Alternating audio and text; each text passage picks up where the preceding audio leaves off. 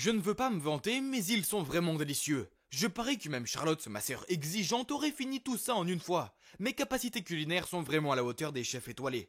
J'ai pris une autre bouchée d'une farita quand j'ai entendu des bruits venant du salon. Ah, Charlotte doit être de retour. Elle était là, étalée sur le canapé, entourée de son sac à main, de ses talons, de sa veste et d'autres affaires. Charlotte, on a déjà parlé de ça. Je ne peux pas continuer à ranger après toi. J'ai des études à faire. Ai-je dit en ramassant ses affaires. Soudain, Charlotte s'est assise, a reposé sa tête dans ses mains, puis m'a regardé avec des yeux tristes. Un sentiment de malaise s'est emparé de mon cœur. Oh non, qu'est-ce qui n'allait pas? Elle a soupiré et alors qu'elle fixait le sol d'un air sombre, elle a dit « Adam, fais tes bagages, on déménage demain. » Quoi? Encore? Je n'ai pas pu contenir mon choc. Pourquoi, Charlotte? Tu dois encore de l'argent à quelqu'un? Charlotte n'a pas répondu, alors j'ai demandé avec inquiétude. Combien tu dois cette fois? 7 000 $, a-t-elle marmonné. Quoi? 7 000 $? Mais c'est fou!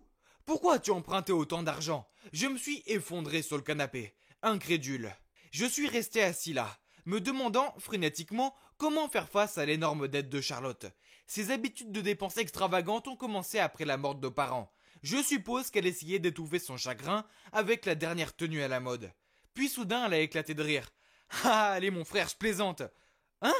Je l'ai dévisagé. Charlotte, ce n'est pas drôle. Pendant un instant, j'ai vraiment pensé qu'on devrait s'enfuir ou quelque chose comme ça. Elle m'a juste fait un sourire. S'il n'y a pas de dette, alors pourquoi on déménage encore? Je l'ai suivie alors qu'elle sortait de la pièce, prenant un morceau de farita et la mettant dans sa bouche. Puis elle a commencé à tout me raconter. Il s'est avéré qu'elle avait trouvé un fiancé sugar daddy et que nous allions emménager avec lui. J'ai froncé les sourcils en la regardant. Alors quoi? Maintenant tu te maries avec un grand-père? Pourquoi est-ce que tu... Charlotte m'a donné un coup de poing sur la tête en m'interrompant. Tu penses sérieusement qu'un bel et célèbre mannequin comme moi épouserait un vieil homme? Pourtant, même en tant que mannequin célèbre, tu ne peux toujours pas t'offrir les articles de marque. Puis tu dois sans cesse déménager pour éviter tes collecteurs de dettes. J'ai fait un clin d'œil à Charlotte. Elle était sur le point de me frapper à nouveau sur la tête, mais je l'ai esquivé. Ha! Le lendemain matin, on a frappé à la porte. J'ai ouvert et j'ai trouvé un bel homme d'une quarantaine d'années. Ah, il s'avère que c'est Julian, mon futur beau-frère.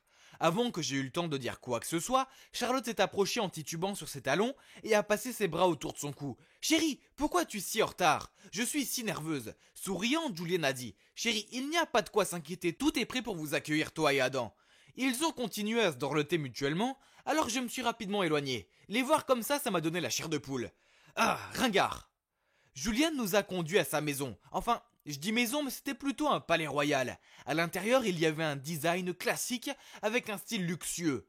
J'ai aperçu une fille d'environ mon âge assise sur le canapé. Ses bras étaient croisés et elle avait un air mécontent. Julian l'a regardée et a dit « Viviane, pourquoi es-tu encore assise là? Viens accueillir ta belle-mère et ton oncle. » Viviane a souri et a froidement répondu « Non merci, je n'ai pas envie d'une nouvelle belle-mère, surtout si elle sort à peine du lycée. » Puis elle est partie en claquant la porte derrière elle.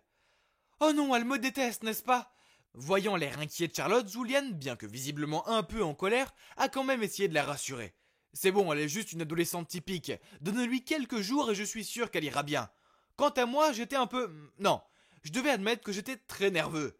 Le regard perçant de Viviane m'avait mis mal à l'aise. Je veux dire, je pense qu'un bassin rempli de requins aurait été plus accueillant qu'elle. On dirait que ma nouvelle vie à la maison ne sera pas facile.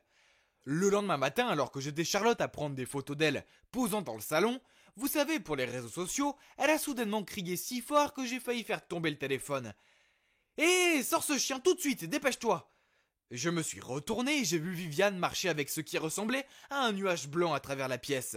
Voyant cela, j'ai couru vers elle et j'ai dit « Viviane, s'il te plaît, emmène-le dehors, car Charlotte est allergique aux poils de chien. » Viviane a roulé des yeux et a répondu « C'est ma maison et c'est mon chien. » Puis elle a souri en lâchant la laisse du chien. Oups! Son chien en peluche a immédiatement couru vers Charlotte et a commencé à aboyer. Charlotte a crié, a attrapé un oreiller, a essayé de s'en servir comme bouclier, tout en continuant à hurler au chien de s'en aller. À ce moment-là, Julian est apparu dans l'étage. Et avec un regard furieux sur son visage, il lui a crié dessus. « Viviane, fais sortir Teddy d'ici tout de suite !» « Non, c'est eux qui doivent partir », a-t-elle argumenté. Tandis que son chien aboyait si fort que Charlotte s'est blottie plus étroitement dans le coin du canapé et a pleuré sans arrêt. « Viviane, tu as été prévenue, si tu recommences, je n'aurai d'autre choix que de trouver une nouvelle maison à Teddy », a crié Julian. Viviane a soupiré, puis a jeté un regard féroce à Charlotte, puis a pris le chien et est partie. Mec, c'était vrai que la vie ici n'était pas facile du tout. Et elle était sur le point de devenir beaucoup plus dure. Le lendemain, j'étais en train de réorganiser ma nouvelle chambre quand j'ai entendu un grand bruit venant d'en bas. Je suis allé voir et j'ai trouvé Charlotte en train de donner des instructions à deux femmes de chambre sur l'endroit où accrocher un tirage géant d'une de ses photoshoots de mannequins. Et sur le sol se trouvait la photo de Viviane avec Julian et sa mère. Bougez un peu à droite? Non. Un peu à gauche? Ok, leur a ordonné Charlotte. Je me suis précipité vers elle et lui ai demandé qu'est-ce que tu fais? Elle a souri. Je fais juste quelques ajustements de décor. C'est beaucoup plus luxueux maintenant, tu ne trouves pas? Elle a ensuite pris un vase gris sur la table et l'a jeté à la poubelle, puis a placé une figurine double de cygne à sa place. Maintenant c'est beaucoup mieux. Elle a frotté ses mains ensemble. Mon Dieu, je sais que Charlotte essayait juste de revendiquer sa position d'hôte, mais quand même, elle n'aurait pas dû enlever la photo de la mère de Viviane. Si elle savait. À ce moment, un cri a interrompu le cours de mes pensées, celui de Viviane. Ah, je le savais. Charlotte, comment oses-tu? Viviane a rougi de colère, puis Charlotte l'a interrompu. C'est aussi ma maison et j'ai le droit d'y mettre ma marque. Cela rend la pièce beaucoup plus moderne. Non, tu n'as pas le droit. Enlève cette photo dégoûtante et remets l'ancienne. C'est ma maison et ton père sera bientôt mon mari, donc je peux faire ce que je veux. Alors arrête de faire tes gamineries et accepte-le. Viviane a ramassé avec rancœur la photo de famille, puis l'a silencieusement emportée dans sa chambre. En tant que témoin de tout ça, je dois être honnête, je pensais que Charlotte était outrageuse. Après tout, la mère de Viviane est décédée il n'y a pas si longtemps. Il était donc normal de ne pas accepter une belle-mère, non? Mais maintenant, Charlotte mettait le bazar et semblait vouloir supprimer toutes les images de la mère de Viviane dans cette maison. Ce n'était pas cool. Ce soir-là, je lisais la théorie de tout dans le jardin quand j'ai senti une tape sur mon épaule. J'ai levé les yeux pour voir Juliane.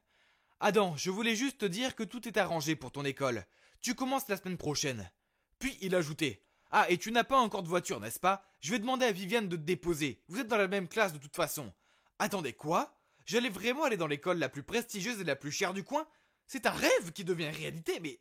J'ai entendu dire que tous les autres enfants qui y allaient étaient riches et influents. Est-ce qu'un pauvre type comme moi pourrait s'adapter à l'environnement luxueux qui y règne? Un sentiment de gêne m'a soudainement submergé, mais je me suis dit que tout irait bien. Le lundi matin est arrivé et je me suis assuré d'être prêt de bonne heure. J'ai traîné dans la cuisine en attendant Viviane, mais 30 minutes plus tard, elle n'était toujours pas apparue. J'ai commencé à paniquer car je ne voulais pas être en retard le premier jour. C'était le genre de mauvaise première impression qui resterait. J'allais me diriger vers l'arrêt de bus quand j'ai vu Viviane descendre lentement des escaliers. Elle a grimacé en me voyant et elle a dit « Oh, tu es encore là, je suppose que tu veux venir avec moi alors ?» Je n'ai pas répondu et je l'ai suivie jusqu'à la voiture. Dès que je me suis assis, elle a démarré en trombe. Je n'avais même pas encore attaché ma ceinture de sécurité, ce que j'ai essayé de faire dans un état de panique. À chaque fois qu'elle appuyait sur l'accélérateur, mon cœur sautait un battement. Puis après 10 minutes d'enfer, elle a arrêté la voiture. Ouf, j'étais encore en vie. Mais attendez, ce n'était pas l'école. Je me suis tourné vers Viviane et j'ai bégayé pour lui demander. Mais elle m'a coupé la parole. Sors de ma voiture et si tu oses dire à qui que ce soit comment tu me connais, tu vas le payer. Puis elle a levé son poing vers mon visage. Waouh, elle n'avait pas besoin d'être aussi agressive. Mais bon, de toute façon, je ne voulais pas m'afficher avec elle non plus. Alors que je marchais d'un bon pas vers l'école, je me suis mis à craindre que ce soit comme dans les films et qu'on se moque de moi parce que je suis le nouveau. L'école est apparue et, bon sang, elle était encore plus spectaculaire en vrai.